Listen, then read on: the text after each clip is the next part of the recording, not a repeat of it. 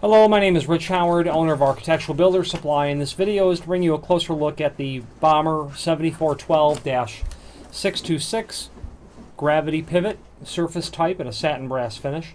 There's a link below this video to the instructions, which are here, and you'll probably want to look at them while reviewing this video. So I have the pivot disassembled, and I'm going to show you all of the components individually first. First, here is the jamb bracket for the top. It's called the top bracket, and it of course mounts to the jamb. I have the pivot pin removed, and here it is. It's threaded at the top. That's because it will set into the top pivot bracket and then thread in, slotted, as you can see. There's a reason that I've removed it, and it's because the instructions call out for it to be removed at a certain point of the installation process. So I'll remove that again. This is the door portion of the top pivot, and this will mortise to the top of the door. You see that you've got some countersinks there for the screws. So that'll obviously end up looking like this. Except that the top pin would be threaded all the way in. It'll end up looking like this when it's installed and the door's in the closed position. Now keep in mind, and the instructions don't really refer to it directly, but when you're installing the jamb bracket, okay, onto the jamb, and per step 2, locate top and bottom brackets in proper position and attach to jamb. So when they're saying proper position, they're not, in my opinion, they're not being very clear about that. You've got to allow a gap here,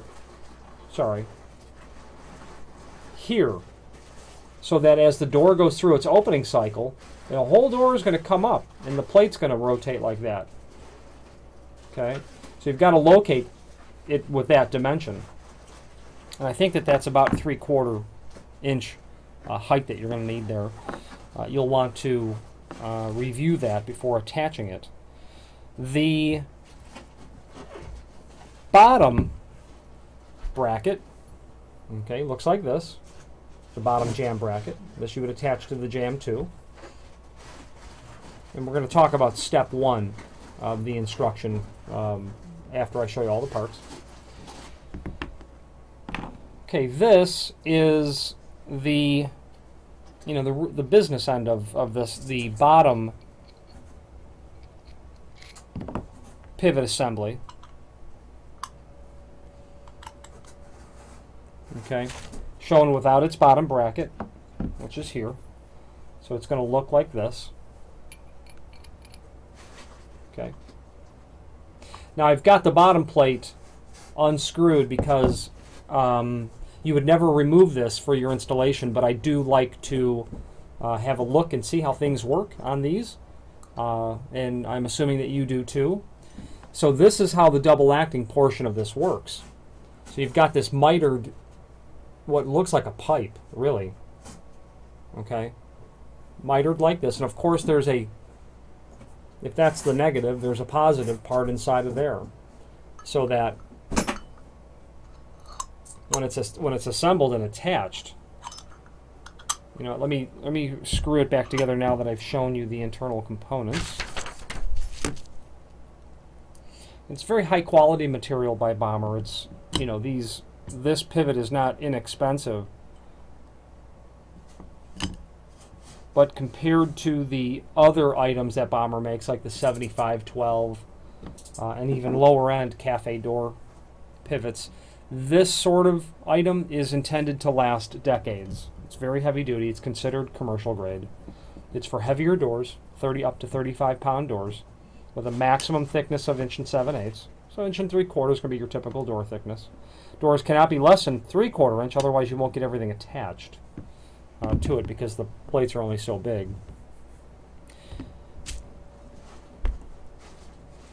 So we've got that reattached. with the bottom spindle inside the jamb bracket here, okay, as I hold that in one piece and replicate the job that the door does as it goes through its opening cycle, as I open it, you can see that it turns and raises at the same time. And it's that cut positive and negative pieces of metal based on gravity that are going to force it, once the door is pushed open, to just, you know, be self-centering and closing again. And then again, it's that action of how the bottom pivot raises that directly relates to leaving the gap here so that it can float up and down. It has to float up. The instructions make a reference to step 4, adjustment. This is going to be seated into the bottom jamb bracket, just like this. Okay. There are, you can see that it's not straight compared to the jamb bracket. There are splines on the end of the bottom seat spindle. Those splines are going to, you know, grip into the bottom jamb bracket, because you've got a lock washer that'll go here, and then you've got your nut. And when you get that nut and lock washer on, and then you tighten it down to the point where it drives those splines into the jamb bracket, it's then going to be its ultimate position. So be very careful that before you tighten the nut that's on the bottom, that you have this entire assembly exactly where you want it placed. I mean, you can set it so that it's ajar for whatever reason. You can set it anywhere you like. But once you tighten the nut down, you know, that's the center point. That's going to be the point of it being closed. So keep that in mind. So the installation is such. Step 2 is attach the jamb brackets. After that, you're going to remove the pin from the top assembly, because it'll come from the factory already installed. You're then going to get your door into the opening. This will already have been mortised and attached to the top of the door. You'll get your door into the opening. Okay. You'll attach this to the bottom of the door. And I keep referring to attaching. All your screws are included. You know, same color to match.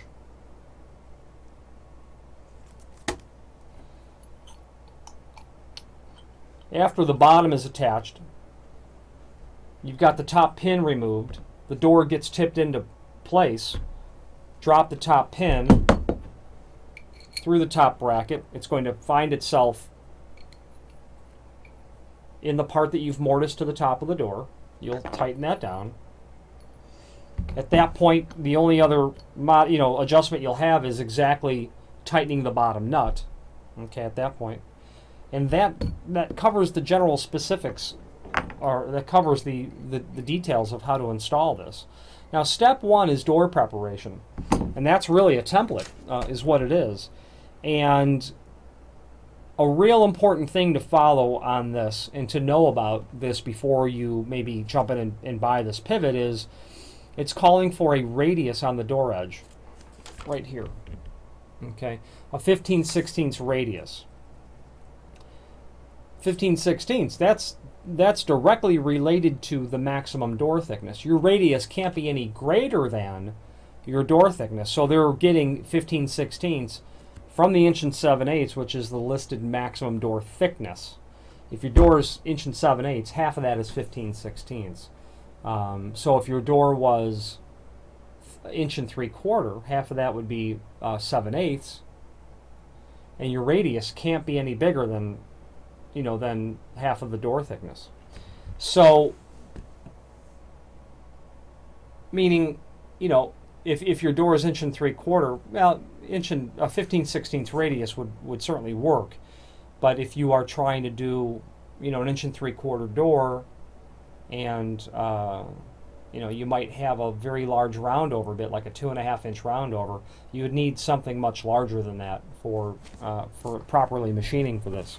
So radiusing the door styles on the pivot edge of the door is going to be the first thing to do. You'll have your door down, you'll have your router, and you'll have your roundover bit, and you'll run that router all the way down, then flip the door over, and then run it on the other side so that you've got a radiused door edge.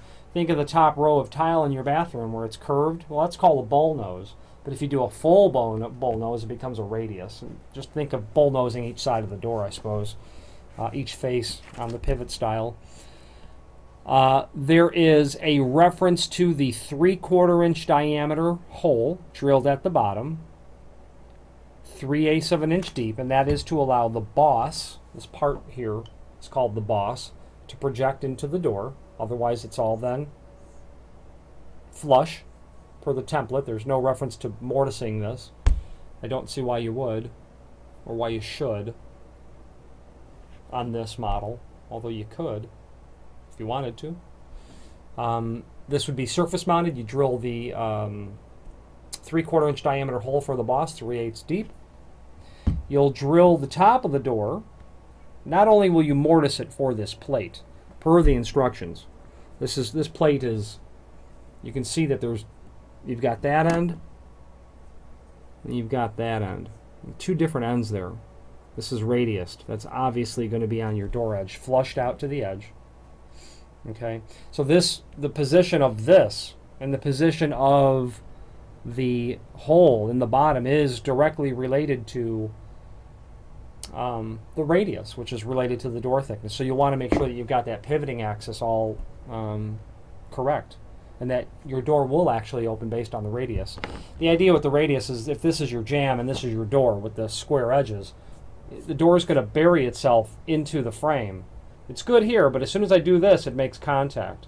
So when you radius off your corners, then your door is going to go through that, without any trouble.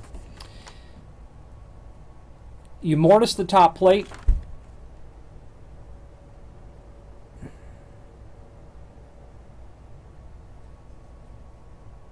And they don't give a thickness for the plate.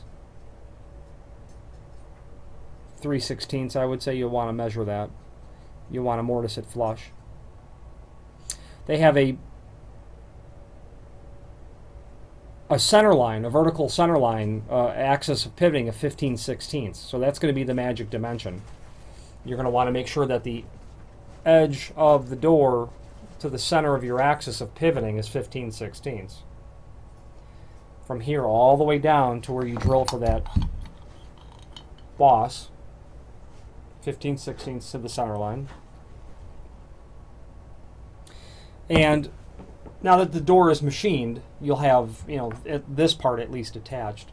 And at that point, you're ready to do an installation. Like I said, the very high quality item has not changed very much. The last date drawn on this instruction sheet is 1976. So this is a tried and true sort of double acting gravity style pivot. And is available in a hold open as well. Different part number, but hold opens as well. And is something that can be expected to last a tremendous amount of time. If you have any questions on the Bommer 7412-626, and it is available in different finishes, I do want to say, as well, feel free to reach out to us. Bommer, their logo isn't on anywhere on here, but their claim to fame, other than being a 100-plus-year-old company, I think, is made in America. This is a domestically manufactured product. And last time that I spoke with Bommer, everything was domestically manufactured, even down to the metal that they buy to make their material out of. If you have any questions on the Bommer 7412-626 double acting gravity pivot or any other Bommer product, please feel free to reach out to us. Thank you.